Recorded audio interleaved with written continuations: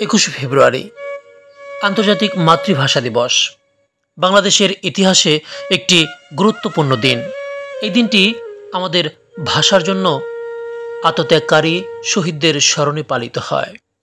তবে এই দিনটির আসন্নতা নিয়ে যখন ঢাকাসহ দেশের বিভিন্ন শহরে প্রস্তুতি শুরু হয়, তখন ফুলের দোকানগুলোতেও তেমনি তৈরি হয় এক নতুন ধরনের কর্ণধারে ভিড়।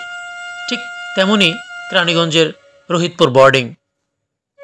21শে ফেব্রুয়ারির আগের দিন শহরের কেন্দ্রস্থল, রাস্তাঘাট, অবসরণকারী যানজটের মধ্যে চলছে মানুষের জোয়ার। বিশেষ করে ফুলের দোকানগুলোতে ভিড় দেখা যাচ্ছে। নারী, পুরুষ, যুবক, বৃদ্ধ সবাই যেন একসঙ্গে ডাক দিচ্ছেন ফুলের জন্য।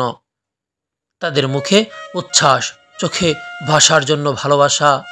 ফুল যেন তাদের আবেগের প্রতীক। দোকানগুলোর সামনে লোকজনের উপচে পড়া ভিড়। কিছু মানুষ ক্ষণিকের জন্য অপেক্ষা করে, আবার কিছু মানুষ দ্রুত পছন্দ করে নিচ্ছেন ফুল। দোকানদাররা ব্যস্ত হয়ে পড়েছেন। নানা রঙের গোলাপ, জুঁই, পলাশ, এসব ফুল যেন বলছে আমাদের ভাষা, আমাদের পরিচয়। এক দোকানদার বলেন, 21শে ফেব্রুয়ারির আগে আমাদের ভিড় বাড়ে। মানুষ ধর্ম সংকট, ভাষা সংকট ভুলে গিয়ে ফুলের মাধ্যমে তাদের ভালোবাসা প্রকাশ করতে চান। এই দিনটি তাদের জন্য বিশেষ। তিনি জানান, এই দিনটির জন্য বিশেষভাবে ফুলের দামও কিছুটা বেড়ে যায়, তবুও বিক্রি বেড়ে যায় দ্বিগুণ। আরেকজন বলেন, আমি প্রতি বছর এই দিনটিতে শহীদদের ফুল দিতে আসি। এটা শুধু ফুল নয়, এটা আমাদের ভাষার প্রতি শ্রদ্ধা নিবেদন। আরেক যুবক বলেন, ফুল কিনে আমি আমার প্রিয়জনকে অভিনন্দন জানাতে চাই। ভাষার জন্য লড়াই করা সাহসী মানুষদের প্রতি আমাদের অন্তঃস্থলের ভালোবাসা দেখাতে চাই। এই দিনটি শুধু ফুলের কেনাবেচার দিন নয়, বরং একটি সামাজিক সংযোগের একটি প্ল্যাটফর্ম।